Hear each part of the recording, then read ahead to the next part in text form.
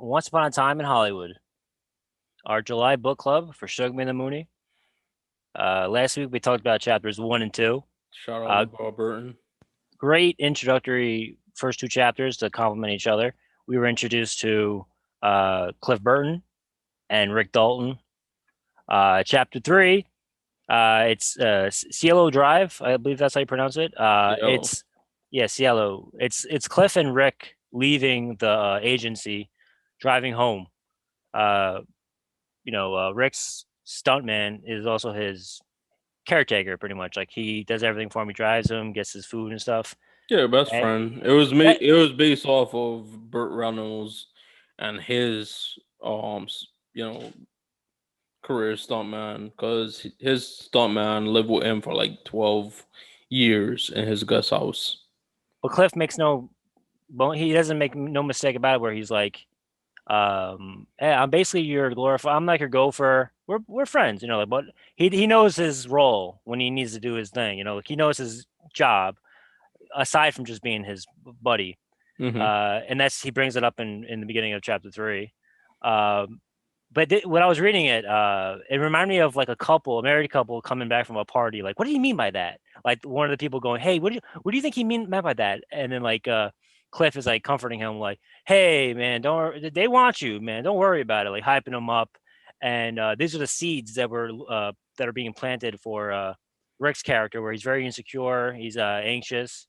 Um, he's an aging star. He in this chapter he even mentions, he goes, Rick is well aware that Cliff has the leading man looks. Like he could do the stunts and he could be the leading man. He's like the same. He has the looks.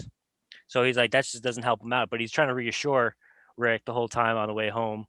More insights reminded me of chapter 2, where you learn more about Cliff's war history, which is always a cool little insight. Like they mentioned, Yeah, like he was a bit jealous well, he actually because did it. I yeah. pretend to do it. You do it.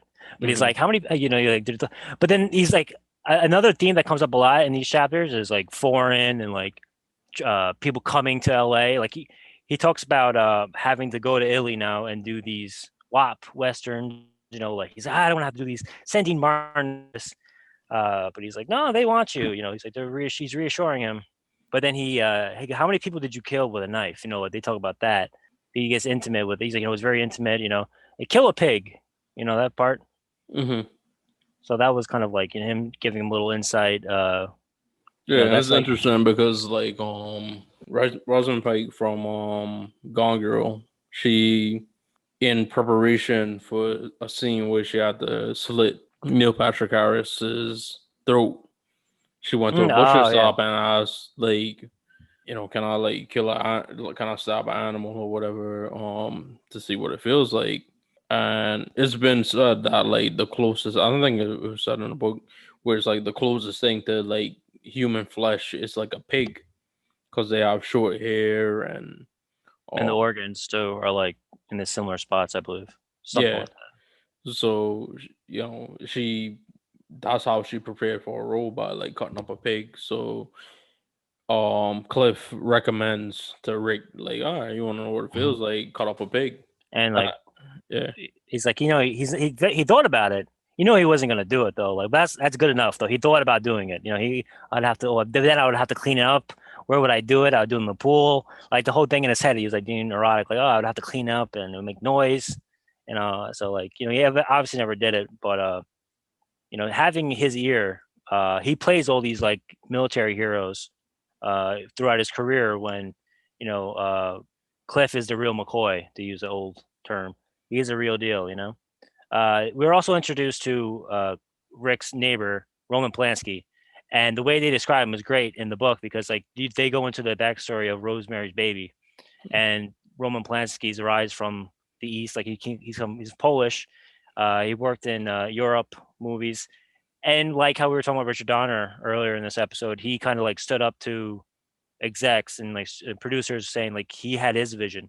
So Rosemary's Baby was based on like a horror book, and they describe how Roman Polanski's he thought it'd be disingenuous if he portrayed them as like legitimate like Satanists because he's an atheist. So his like idea of it was like it could have been all in her head, basically. Um, so that took the movie from just another straight up horror movie, because he worked on like horror movies in the '60s, the Hammer films, into more of a artistic endeavor where it's like, very trippy, like Rosemary's Baby. My mom actually saw that in theaters when she was a kid, and very, late '60s, the whole, that whole era. But it's important that they're talking about Roman Plansky now in this part, because he describes him as a rock star. He's like, I'm this close. I can go to a pool party and be the next big thing just because I know Plansky. You know, and later on in this book, they describe another petite guy who was considered a rock star, Charlie Manson. So Mhm. what I'm getting from this is that he's already kind of like comparing them to. If did you get that at all yet? He's kind of talking about Plansky as like this figure, diminutive, demure, or like petite, and Charlie Manson was also like a small It- dude. yeah, I would see it. Like Roman Polanski in that time frame was kind of what Charlie Manson, Charles Manson wanted to be, or what he aspired to be, and he couldn't get there. He obviously could influence people, but he wasn't able to influence the right people. Part of that, like they kind of elaborated on a character from the movie Pussycat, who we got a name for, which was her birth name was like Deborah Joe. And in the movie, she was played by Margaret Qualley, who is Andy McDowell's daughter. If you're familiar with Groundhog Day, or any other movie that Andy McDowell was in, and I just remember watching the movie. I'm like, this chick is hot, but To the armpit hair, right? yeah, Mm. I think I talked to you about that. I was like, the armpit hair was just like devastating for me. I was just like, yeah, Well, you got to be like a super super feminine chick to pull that off. yeah. And even then, she was beautiful. She's gorgeous, and I'm sure it was part of like the movie, or Mm. like getting into character and the method where it's just like, yeah, it's the '60s, so women didn't shave their armpit hair back Hey, then. it's 50 years ago, and this could be happening. We're gonna get into it, but it has very parallels to like now a lot of the parts that I'm getting. Yeah. The last thing from this chapter, it's in the movie too, where it's the billboard, a section of the billboard of the movie Comanche Uprising. Hmm. All right, so I wrote down this because it takes place in L.A. It takes place in like a cul-de-sac, a very la-di-da area. Cliff, no, Rick Dalton actually like makes a point of saying that he owns this house. Like, I live here. I'm not just passing through, because LA is a Yeah, he transient was like, you town. gotta buy, you don't rent when you're in LA. Yeah, so like Polanski is a foreigner. He's coming here. So there's a lot of like xenophobia in this movie, in this book, of course, but like not in a bad way. It's just in a neutral way. Where like in chapter two, Cliff is talking about like Kurosawa, and but he's saying, "Oh, I appreciate because I know the Japanese. I've seen them in wartime. Like I have a connection to them." But like he's pointing it out. It's not in a racist way. They have their own style, like, especially then. Like he's pointing out, just because you're pointing out what someone is doesn't mean like you're like diminishing it. It's a fact that his style is He's a Japanese filmmaker. It comes up a lot in this whole tale. This whole Once Upon a Time in Hollywood's about foreign, but LA in general is known as a place where people come to. Tarantino went there when he was a kid. What, he's like 3 or 4. He lived there from when he was like a toddler, I think, right? Hmm. Something like that. So he's like a townie. Tarantino's point of view is like, I'm from LA. I am LA. A lot of people come in here, try to seek fame. There's another scene later on where it's someone coming to LA. Yeah, Um, it's like here, like when I go out to bars, you meet, in Manhattan, you'd meet people, and it's like, oh, I'm from like Kentucky, or oh, I'm over there from like Oregon, mhm. like 2 years ago. So, and as you said, like as a New Yorker, and that's the first thing you want to like diss people on. It's just like your transplants, Transplants is the either word, yeah. transplants, like tourists. When I was a tendering, when I was whatever the word is for tendering, like in 2013, 2014, I was working in Manhattan, so every girl was a transplant. Like, oh, I live in somewhere in Queens. I'm from Milwaukee, so everyone was transplants. But the point of them bringing up the billboard, the section of the Comanche uprising, it's him being he's in his cavalry, the military, like the civilization, the soldier, and then you have like the savages, and then you have like the natives, and there's a characters that are going to play each of those roles. And the the reason why they show like a piece of one of his films from the 50s is to show that he's out in the desert. And there's moments in the book where they mention how, let's not forget, in the middle of the night, this is the West. This is the Wild West at night. You see coyotes. They always bring that up. They're trying to make you remember. Tarantino wants you to realize that this is a Western. And that's why he's showing, harking back to the movie that he was in the 50s, the Calvary. But that's chapter 3. Chapter 4. Brandy, you are a fine girl. This was a good one. Ironically, Kurt Russell sings it, and he's one of the buddies of Tarantino. His dad was a stuntman and everything. Guardians of the Galaxy to Volume 2. Yes. All right, so this is a great chapter. A lot more character development for Brandy, the love of Cliff's life. They mention another mentioning of Cliff getting away with killing his wife. But he's like, after that, he never fell in love with another woman. He fucked women. It was speculated in the movie. Yeah. Because they never actually showed it, but it was like confirmed in the book. It was like, yeah, he killed his wife. Like, there's three confirmed kills in this that we'll get to, aside from war. But all right, so in the movie, they're in the trailer. It's the scene where Brad Pitt is getting food ready for his pit bull. Brandy is his pit bull. But in the book, we get the meet cute of when he met her. Cliff had a stuntman buddy who he lent money to years earlier when he had the money. Now they're both shit on their luck. The stuntman comes over and he says, "What I have? Like I have a 1,500 on me, or I have something that's worth 17,000, 20,000. It's in the truck, and it's this pit bull." And his scheme is, all right, we're gonna do dog fighting. We're gonna make money, okay? So, and it's very much like a boxing tale where the first fight that Brandy has, it's like 50 seconds, she wins, and then later on it's like it lasts 20 minutes, and like Cliff is like, this is that the next one could be your last one, and the guy goes, exactly, it's her last one. We'll bet against her, and then right there he kills a guy. Because he knew. Like, if you're reading, like, he knew. It was like, I don't give a fuck if like Brandy dies. Like, we bet against her when she's already built up this reputation that she'll fuck up like any dog. But we know that her health is like failing because she was actually like injured and was recovering, and to put her in that fight would be like putting her in a fight like when she's at like 50%. So it's like Cliff knew, like, all right, you put her in a fight, like, she's gonna probably get killed. But the guy, he really showed like no kind of like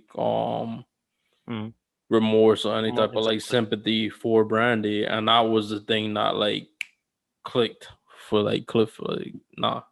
But it was great though. It was like, he loves her. This is his. And they kept in the beginning, like, he's like, all right, this bitch is like, they're talking the way like, of course, bitch is a female dog, but the way he's saying it is kind of like it had a tone of like he was like a pimp. He was like, all right, this bitch will do anything you want. Like, that's the way Tarantino writes. And then I like when he goes, torture builds character. I like torture builds character, and like this reminds me because now I have my own puppy now, and I know like what it's like to like take care of a puppy. Yeah. And like the whole thing with the pit bull is like she's like military training of this dog to not wait. You're supposed to eat your food first, make her watch you eat because like show dominance, and then like in the movie they failed to do this. Like you don't know the whole backstory to it because like the whole climax in the book in the movie and the climax in the movie is a dog like killing. So it's like now we have the whole backstory because in this medium books can go again. Like I could be holding this class and I could say harp, and then I could do a whole chapter on the history of harp, like the harp company. But the movies can't do that. That's why it's great that we're reading, a different version. Yeah, and like you said, where it's like the torture builds character, and anybody that knows me, I'm like kind of cynical about the whole like dog and people like relationship to begin with. But I'm sitting there reading this chapter, and I'm like, how do you not know like the fact that you're putting this dog to fight isn't torture in of itself, and like this character that you're claiming is being built from it is like already being built because you're making this dog fight. It's not fighting on its own. So He's it's making a lethal weapon. a little introspective, yeah, and lethal And weapon. we have a nice little a nice little tip of the cap to Burt Reynolds in this, where they're talking about Red Apple, which is like a fictitious. Tarantino created that brand, I believe, right? Yeah. Red Apple. Okay, so they has like a fake commercial, which is very much based on real commercials. Because me and you, we talk about Mad Men. A lot of commercials in the '60s were like that. But then he's watching Mannix, and then they do a graphic match, pretty much, where it cuts from him watching Mannix to was it Squeaky or whatever? You know, one of the family members, Hmm. Squeaky, whatever. And I guess Dakota Fanning's character, I believe. So Yeah. then it cuts to they're watching the same thing, so we're introduced to them just a little bit. We get a nice little establishment of this character, the Brandy, which is good. Hmm. Oh yeah, let's not forget about Cliff living on the outskirts in a drive-in, which is great because Which like was displayed in the movie, so yeah, it was he's part of Hollywood, but he's not. That's why I like that whole setting. yeah, because He's in Hollywood, but he's on the outskirts. I've never been to California. It's someplace I always wanted to go. I dream of going. Hopefully soon we'll get there. So like when I was watching the movie and I was just like him driving from like, Cielo Drive, like, up in the hills to driving through LA and you're seeing all these famous LA landmarks that you see and everything to him like driving into like the behind the screen of a driving movie and like this big old like a dirt bike track or something like Mm. that. And it was just like, oh, like so if you because I've heard I'm like, yeah, you go to California, like if you want to live out there, you gotta have like money. And Mm. I'm just like, oh, so it ain't all like glamorous. And you just land in LAX and you hop off a plane and somebody, signs you up to a 5 picture deal. It's not all that. So I thought that was really cool how it was like portrayed in the film by Quentin Tarantino. It's again like a way he uses Hollywood as a character. Exactly. Yeah, it's a character in itself. Chapter 5, the creepy crawl, Pussycat's creepy crawl. Yeah. So like when I thought about this, like when I was reading it, you know what it made me think of? Like if you were like a big fan of Metal Gear Solid, Mm. like Hideo Kojima. Like It's a sneaking mission. yeah, it reminded me of like a Call of Duty, GTA, Red Dead Redemption mission where it's like you gotta Stealth move mode. stealth mode through this house. And especially Metal Gear Solid because it intertwined like Charlie, Charles Manson being in her head, like talking her through the shit. So it reminded me of like Otacon and it was a little like video message, the that's what I thought of. I thought of like a solo mission in like a video game, like that whole chapter. And I was telling Mike, I was like, this is a short chapter. But it was a sequence. It was like a sequence. Yeah, Uh, and like you get the achievement at the end for freaking out the squares. yeah, So like the whole chapter I'm thinking about, this reminds me of like you could probably hear drums if this was a movie. They would probably like dum dum dum. But forgive me, this is not in the movie, right? no, Okay, so in my head, I'm picturing like his voice, like him talking to her, and then like basically she takes off her civilization, she takes off her clothes eventually. yeah, Um, so basically, it's her being like the native, sort of like going into the village, like in those movies in the westerns. You know all about westerns. They sneak into like the village or like the town. So I was picturing that, and the climax of this, I'm like, of course, that was a little too on the nose, but she says Geronimo, and I'm like, all right, so yeah, like basically they're playing the role of like the naked, you know, yeah. Once you're like stripped naked, like I don't know why. I mean, I don't, like it makes sense to me. I like in my mind, I was like, because it didn't really, because this was before. Like her mission was to sneakily go into the house unnoticed and swap out a regular light bulb for a red light bulb. but it wasn't established before that. So when she started stripping naked, like in my mind, I was like, what is she gonna do? Like urinate or like take a shit on the middle of their living room floor? Like that's what I thought. So when she stripped naked, I was like, all right, like I'm going into the bedroom. Like that's where I was going. That's what was going on in my mind. I was like, why is she naked? You could do all this stuff in her head, but like once she stripped naked, in my mind, I was anticipating her like doing something like nasty for some Yeah, reason. like okay, you can think she's getting naked, it's sexy, it's sexual, but you can also say like, oh, she's like a kid. Kids do that shit, like where they're acting like silly kids, like being fucking annoying with Hmm. the light bulb and you know, it was nice little reference to Beverly Hillbillies. I could picture him, and then at the end of like they're waving, and so she looks out the window, and it's all fun and games, and she's just like waving at her friends. I mean, eventually, they kill. Like they even allude to it where like she knows that oh no, someone's there. That means I actually might have to do something. Like they don't really want to do this. Like they're just kids. It's fucking crazy. Really weird. But then like she freaks them out. The squares. Achievement unlocked. Like that's like an example of the You crawling. get a little Xbox. Yeah, little trophy. There's other. Oh yeah, so then they do the backstory of Deborah Joe, who's 15. So they mention how the father like kind of signed off on her hanging out with Charlie Manson, Yeah, he wanted and to be part of the gang, and it was just like like even Charles Manson was like, "Oh, like her father wants to be in my gang." Like I can't do that. No, but that's weird because like that's where he drew the line. when I mentioned Plansky got permission to be with young kids too. A lot of people got like sign offs from like with their parents to hang out with the famous director. So like that's Mhm. why it wasn't illegal. You know what I mean? So Yeah, like so I thought that maybe he was connecting them two again. yeah, That was because it. like in like what I've read from him, Quentin Tarantino about Roman Polanski, and he's actually like defended Roman Polanski in the past. I believe in light of actually somebody who was involved with this film Mm. early on, Harvey Weinstein. Like he's actually like apologized for supporting or at least being ignorant to.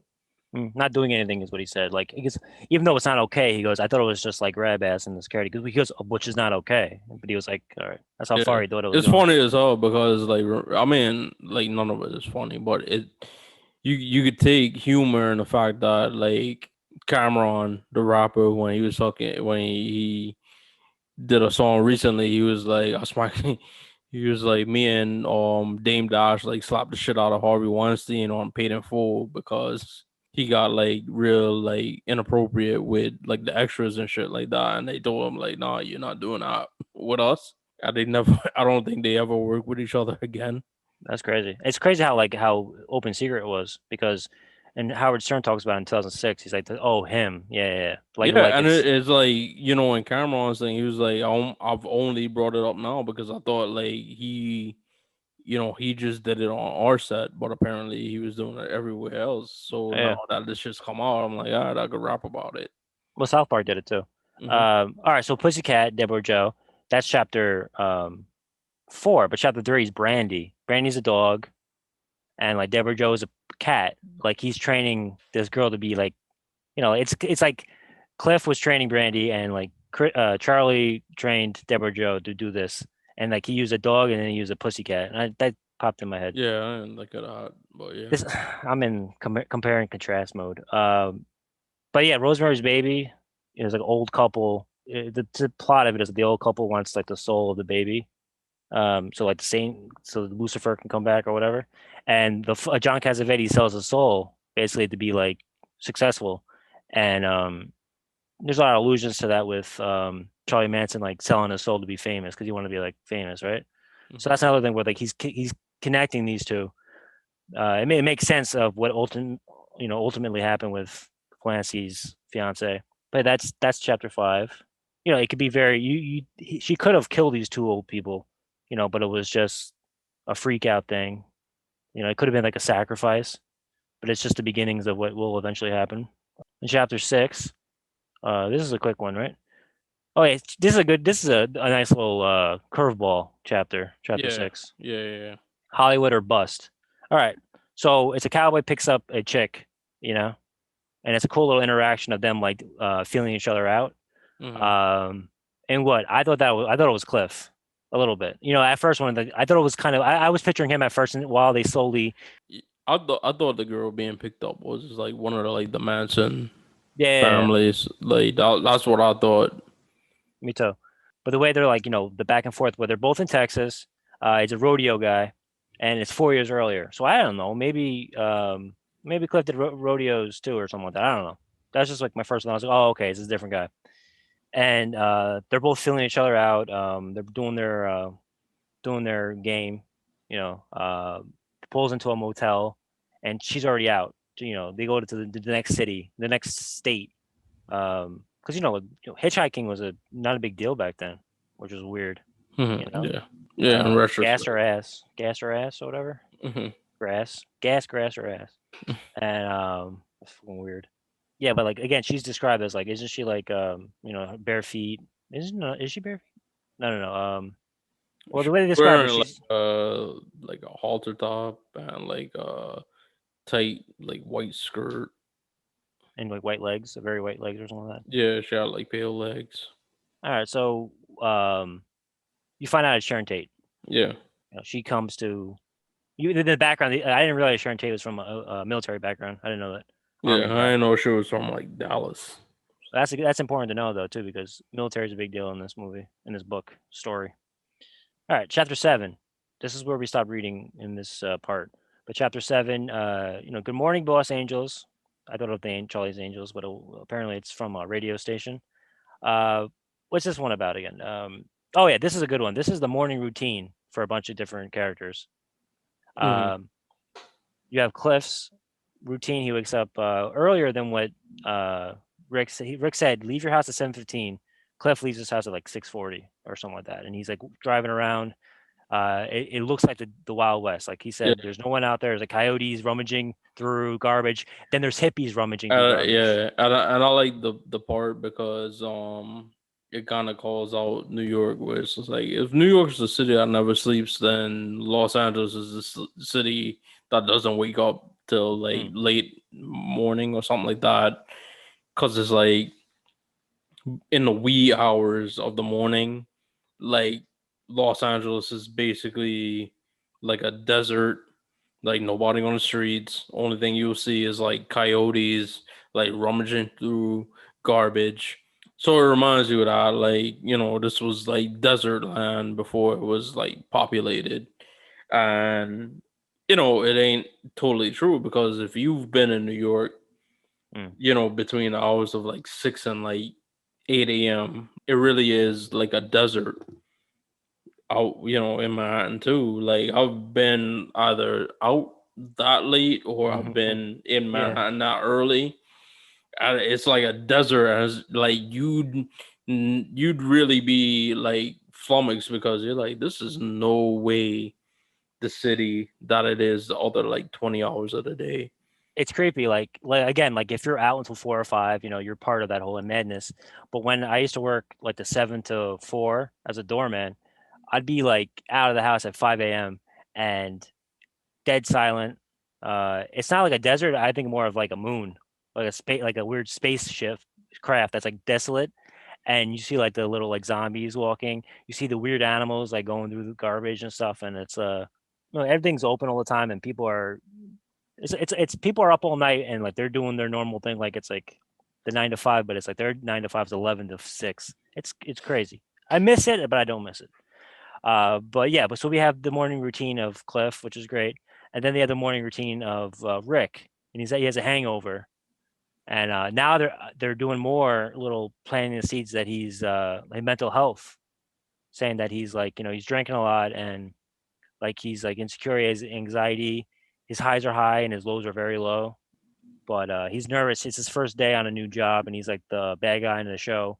And I've heard this term like so many times in the book, and I've heard it so many times this week for some reason on like podcasts. But swinging dicks, Hmm. swinging dicks is a great line. I mean, so he has to worry about this new swinging dick, this new young guy, where he's like, all right, I'm insecure, but I have to make sure I do my job because I'm on my last legs and I'm old, hey, he's like Randy. He's like, he has one more fight in him, but he's hungover and he's like talking down to himself like in the mirror and he's like, yeah, man, you're gonna be hungover till 2 o'clock. You fuck up and all that. So his pep talk in the morning to himself is like just shitting on himself. Then they go to Yeah, the he back threw the up on backstory. himself too. Yeah, and he has like blood. They talk about his this is a real guy. I asked my parents, Yeah, Pete Pete Dooley. do. Yeah, I Yeah. looked him up too. Yeah, so I found out this true story, and so he's like he was drinking buddies with him, and they're kind of just telling that story where again a great. I love that they're talking about the '70s, right? Yeah, yeah. Like a quick aside, and it's something they did in the movie too. These are like real people intertwined with these fictional characters, and when the movie came out, it kind of like resonated with me because my grandma was with us, staying with us at the time, and she would spend a lot of time watching like some channel, because it's no longer like TV line. You remember like TV line used to show all the old movies, Mhm. but it was like some other channel that would show all this, Oh yeah, Me TV like probably. Me TV. That's the Yeah, exact channel. And she'd be watching like Perry Mason, Stagecoach, I think. yeah. My mom watches those Like shows. all of those old, Hitchcock. yeah, like all of those old shows. So, I'm leaving the house and she's watching like one of those shows.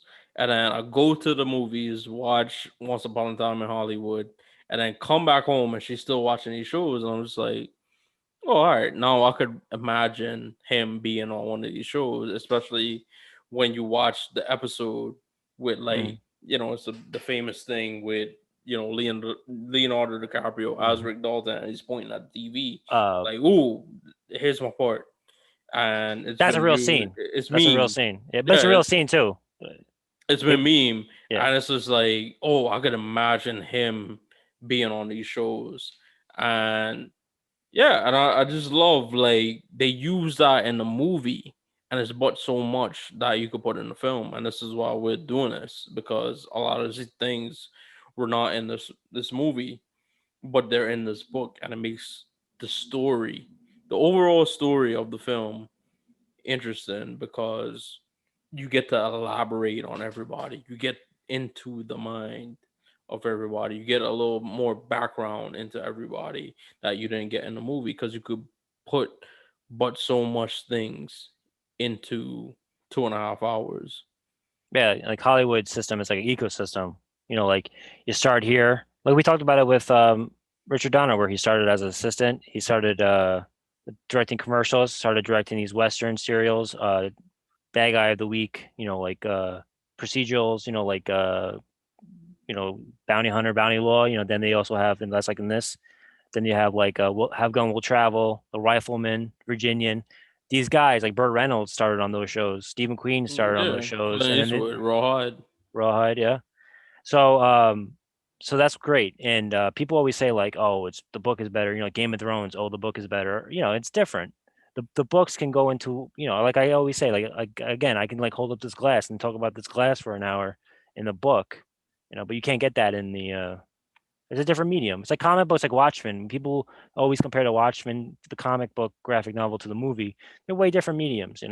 That's the fun thing about adapting, and the fun thing how they took a movie, they took a book into a movie, into a movie, into a book. Great. Yeah. So Rick's morning routine is still going on, and then it cuts to a guy in his bed with a butler, and I'm getting a vibe of like a kid. You know. Yeah, and character was actually in the movie, Mm. but all of the scenes was cut and was actually regular Quentin Tarantino actor. I mean, somewhat regular. It was in three movies. Uh, Tim Roth. Mm. He was in Reservoir Dogs. A little bit in Pulp Fiction, and then he finally returned in The Hateful Eight. But he was supposed to play Raymond the Butler, who was the British butler or manservant of Jay Sebring, who was the actual person who was killed, along with Sharon Tate. Sharon Tate's ex fiance, Hmm. who's they're still friends with. Again, it's like a ecosystem of these guys who they get involved. They get into it later on in the same chapter. But yeah. So like they're describing, what would you like to do today? Like kind of like literally wearing a glove, handling him. Hmm. Would you like this? Oh, you're out last night.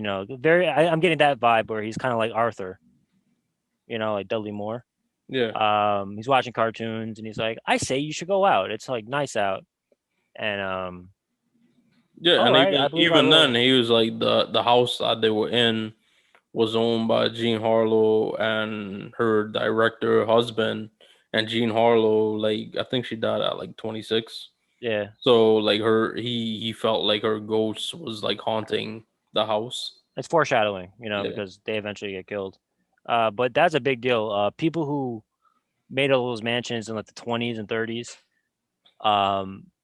two generations went by. This is like almost the 70s now, so they're looking back at them like how we look back at the 70s. But like all the silent actors, they had tragedies that we don't remember really, but they were huge stars in their own right. But we just kind of lost them through the time. Yeah, so they allude to that, because ghosts haunting, and now people probably would go to Sharon Tate's house now. So then we have another version of a caretaker. We have one of the Charlie Manson's family taking care of the old man who owns the ranch. What is it? This something ranch, Spawn Spain Rant. Spawn Ranch. That's where they shot like B movies and westerns for like decades, and the Manson's family were hiding out or just hanging out, living in the um the ranch, and it's the one that we saw earlier. Squiggy, am I saying it right? Sweet, yeah, Squiggy, yeah. So she's like the caretaker of this guy, the old blind man, and it's kind of like a weird, intimate, but also a nurse relationship. But it's the same like the butler. That's why it's everyone's yeah, routine, which is why this chapter was kind of like structured like that. yeah. He was supposed to be played by Burt Reynolds, who Hmm. had passed away unfortunately before they started filming, replaced by Bruce Dern, who was in the movie. But I enjoyed this chapter or this section of the chapter because in a movie, George Spawn was basically like restricted to just interacting with Cliff Booth. And we didn't really get any type of like explanation or expansion on him and Sweetie. Like in a movie, Sweetie, played by Dakota Fanning, is just like he's in his room, he's taking his rest. And like she said something like fucked the shit out of him this morning and now he takes his nap. That's his usual routine or something like that.